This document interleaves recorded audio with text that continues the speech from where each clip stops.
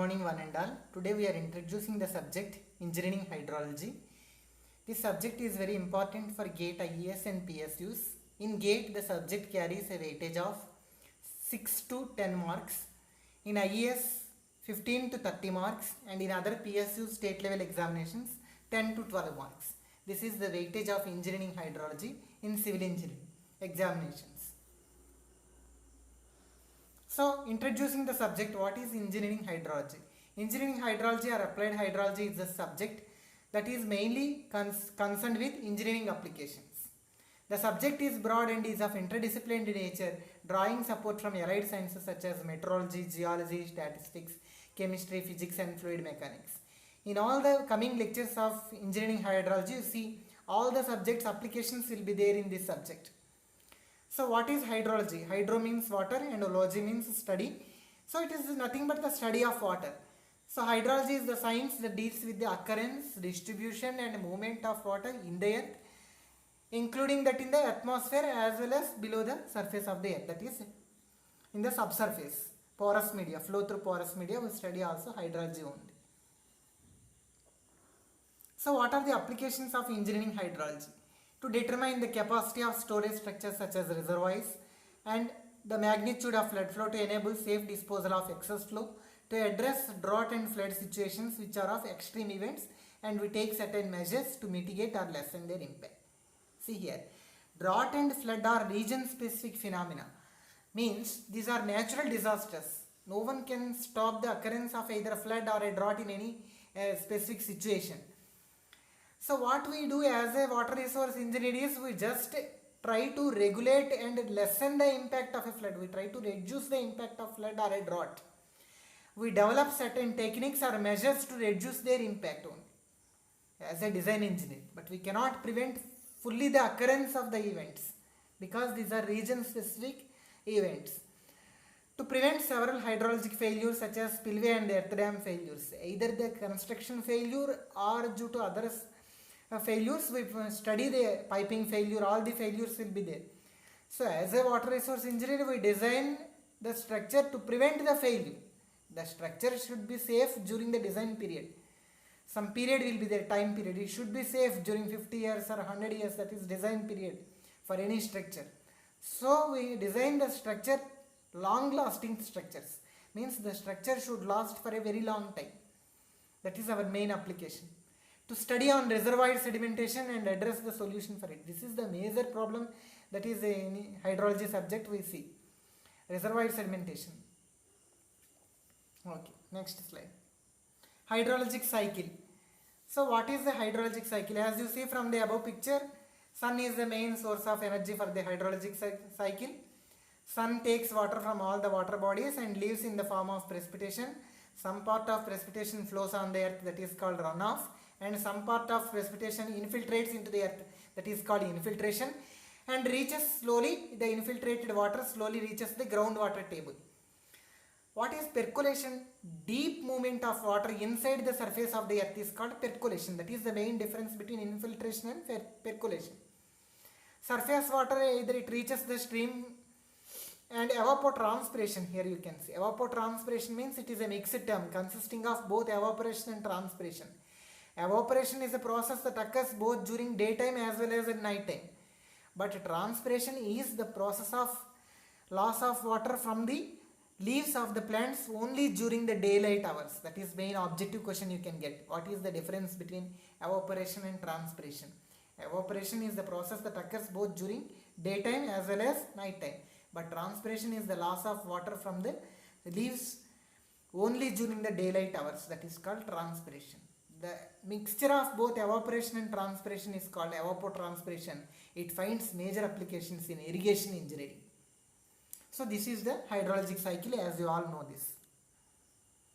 So what is precipitation? Precipitation means fall of moisture from the atmosphere to earth's surface, either in the liquid form or in frozen form. Sometimes see, during rainfall what happens? Water droplets, they fall in the form of snow, some ice crystals. So this is called frozen form of precipitation. Rainfall is called liquid precipitation. Frozen precipitation includes snow, hail, sleet, freezing rain, etc. What is runoff? Runoff is a portion of precipitation that is unevaporated. It is mainly of three kinds: surface runoff, subsurface runoff, and base flow. We see this runoff in the coming slides. So what is catchment area? Catchment area is the area of land draining into a stream at a given location is called catchment area. It is also known as water divide or watershed. So how do you classify the raindrop? Water droplets are of size between 0.5 to 6 mm. This is the size of raindrop, water droplet. Rain is said to be light rain if the intensity of rainfall is up to 2.5 mm per hour. Moderate if the intensity lies between 2.5 to 7.5. And a higher amount of rainfall, heavy rainfall, if the intensity of rainfall exceeds 7.5 mm per hour. This is heavy rain, you can see here. Heavy rain if the intensity of rainfall exceeds 7.5 mm per hour. Intensity we measure in mm per hour. So what is a drizzle? Drizzle is the droplet of size less than 0.5 mm. Once it was asked as an objective question in IAS 2013 engineering service examination. So you have to remember some of the terms. Hail. Hail is the water droplet of size greater than 8 mm. Hail is nothing but the lumps of ice formed due to the vertical movement of air current at sub-freezing temperatures. Snowflakes. Number of ice crystals fused to form snowflakes. Fuse means mixture. Weather systems for precipitation. So you can see in our daily life also, before the starting of rainfall, what happens? The atmosphere gets very cool and cool winds will flow and air will cool gradually at a rapid rate. The cooling is at a rapid rate, it is not at a constant rate but a rapid rate. So weather system will change before the occurrence of rainfall. So that is what we study in this weather systems. The air will rise. So the interface between two distinct air masses is called front. The warmer air gets lifted over the colder air mass with the formation of a front. So front is nothing but the interface between two distinct air masses. See, to understand these technical terms, when you go to a river body, whenever you go to river body, ocean or anything, or in the sea also, the water coming from the sea is very cool nature, very cool water, cool wind. Wind also is very cool at the sea breaches or ocean. The air gets lifted up before the formation of precipitation. The air is very cool. On the land, the air is very hot. So this warmer air and the cooler air both will mix together. The interface between the two distinct air masses, the meeting, is called front. The meeting leads to the formation of front. This was asked as an objective match the following in IAS examination. So the interface between two distinct air masses, the warmer air gets lifted over the colder air with the formation of a front. That's what we have to see practical application. Cyclone we all know, it is a large low pressure region with circular wind motion. It is categorized as tropical and extratropical cyclones.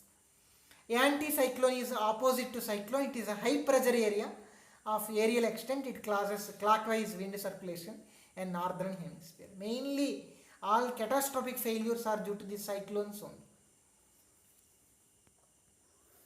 So different types of precipitation: convective precipitation, orographic precipitation.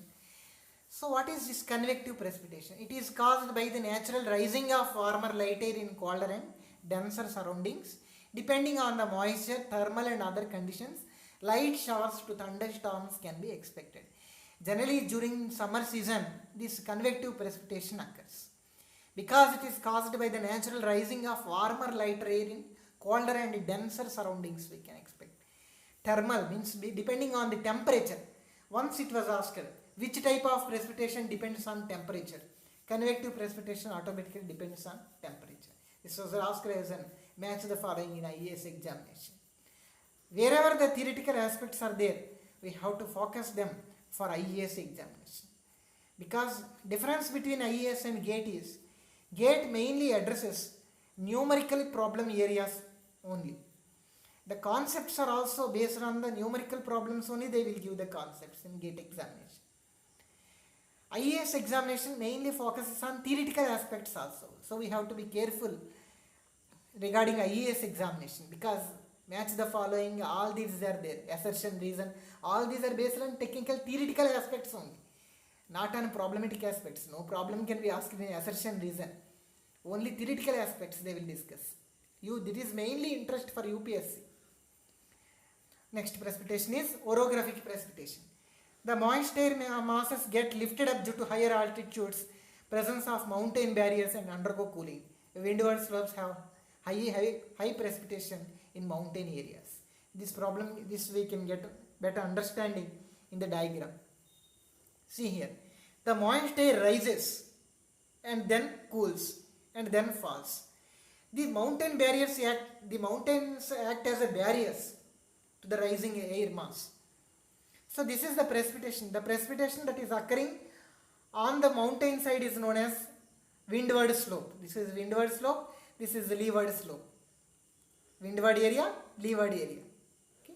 Again we see orographic precipitation definition. Orographic precipitation, previous slide. So in the orographic precipitation we see lifting of air. Mountain acts as a barriers and air precipitation will occur through them. So next slide. Do you address? You understood the situation? Okay, no problem.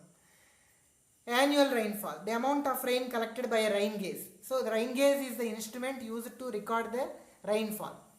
Generally in all recording centers of hydrology, meteorological recording centers, IMD, Indian Meteorological Department will be there. In this department, we daily measure the amount of rainfall through an instrument called rain gauge.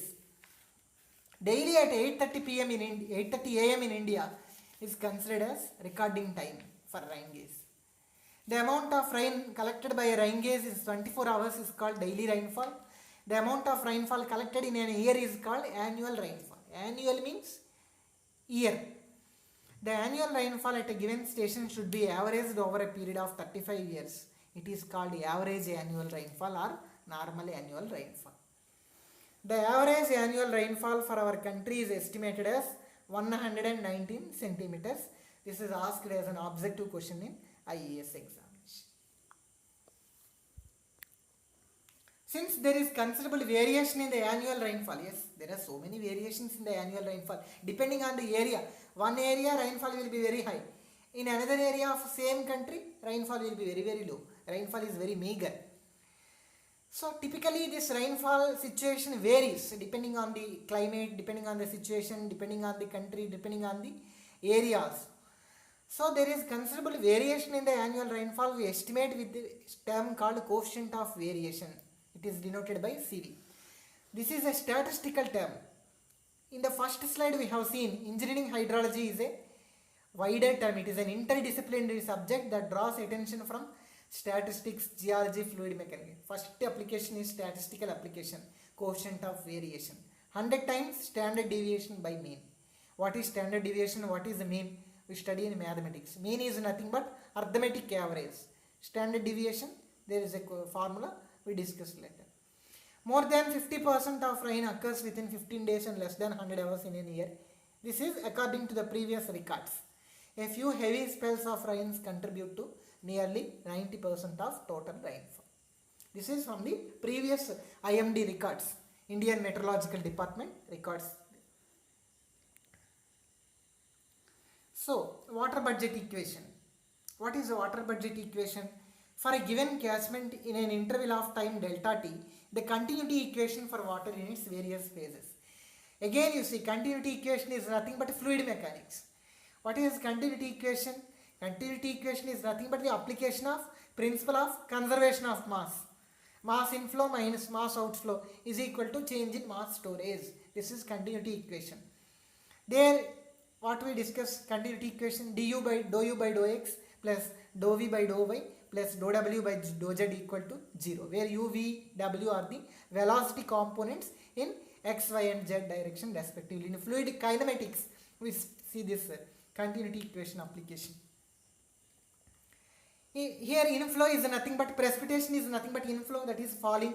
Evaporation is nothing but outflow, that is leaving. So what is falling minus leaving is nothing but change in mass today. Depending on this concept, GATE 2015, which was organized by IIT Kanpur, they gave an excellent question in hydrology subject.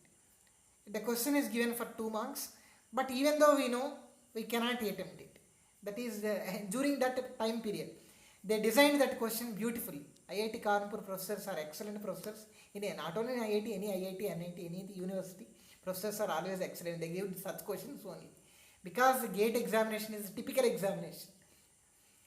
If the density of inflow, outflow and storage are same, then the above equation can be written as inflow volume minus outflow volume is nothing but change in the storage of water. Drought. This is the most, I told you, this is a region specific phenomena.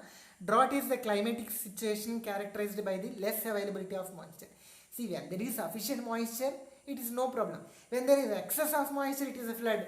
When there is deficiency of moisture, it is nothing but drought. Meteorological drought. If the deficiency in precipitation exceeds 25%, it is said to be, drought is said to be meteorological drought. If precipitation deficiency is in between 25 to 50%, it is moderate drought. And if deficiency of precipitation exceeds 50% more, it is said to be, drought is said to be severe drought. As a water resource engineer, hydrological engineer, what we do, we try to lessen the effect of drought. We develop certain techniques, we develop certain measures to minimize the impact of either flood or a drought. So after the, okay, we design precipitation, all we studied. How do you measure the amount of rainfall? The amount of precipitation is expressed as depth in centimeters or inches, which falls on the level surface and is measured by rain gauge. So rain gauge is an instrument what we have discussed that records the rainfall. Daily at 8:30 a.m. morning we record the rainfall through rain gauges in all meteorological departments and in National Institute of Hydrology as well as in some of the Indian Institutes of Technology also. Types of rain gauges used for the measurement of rainfall are automatic or recording rain gauge, non-automatic or non-recording rain gauge. Best example for non-recording rain gauge is Siemens rain gauge. Why Siemens rain gauge? Because Indian Meteorological Department adopts Siemens rain gauge only. Automatic rain gauges are of 3 types again: tipping bucket type, weighing bucket type and float type rain gauge. So how do you select the site for rain gauge station? Okay, rain gauge station should be here. How do you decide? What is the deciding factors? What are the deciding factors to decide the placement of a rain gauge station? The site should be an open place, okay. The rain gauge should never be situated on the top of the hill or on the side of the hill, because we cannot measure a slopey area. It may fall, rocks or boulders may fall, landslides may occur sometimes. How do you place the rain gauge on the top of the hill? It is not possible. So you should not place the rain gauge station. As an engineer, you should not design on the top of the hill, because landslides occur and slope stability will not be there. The boulders will fall. The distance between the rain gauge and nearest object site should be at least twice the height of the object. Means it should be at a proper height. On the hills, the site should be chosen such that it is best shielded. Shielded means protected from wind, and where wind does not cause any eddies. A fence should be located to protect the rain gauge from cattle breeding, etc. So it should be covered by a fence. So this is the condition for selection of a rain gauge station. These are the points. So this is the Siemens rain gauge that we adopt in Indian Meteorological Department. See here, there is a funnel and all the rainfall is collected in the collecting bottle, and this is placed in the concrete block. Okay. This 12.7 mm is the diameter of that Siemens rain gauge. That is very important. 12.7 mm. Siemens rain gauge is the most common type of non-recording rain gauge adopted by the Meteorological Department of India. It consists of circular collecting area of 12.7 diameter connected to a funnel. The funnel and the receiving vessel are housed in a metallic container. You can see above diagram. The details of non-recording rain gauges and their installation, how to measure, if you want detailed applications, you can refer IS 4986 1968. If you search in Google, you can find the detailed application installation, how to install the rain gauge, all these details are given in the code. But as far for examination, those are not required. If some people are interested to know about the details, you can see the code IS 4986 1968. IS 5225 1969 details about new rain gauges. Because the technology has changed, we have also changed. The IS code changed. For new rain gauges, it is the code. You can also see the code for more details. Recording rain gauges. Recording rain gauges record a continuous plot of rainfall depth against time. Such plots are used to determine the rainfall intensity. Yes. Normally, they record both depth, pen will be there, it records, whenever rain occurs, it records both rainfall depth against time. Graph will be recorded, that graph is called hyetograph. That is rainfall intensity curve. Commonly used recording rain gauges in India are natural siphon gauge, tipping bucket rain gauge and weighing bucket rain gauge. Simon's rain gauge is the only non-recording rain gauge.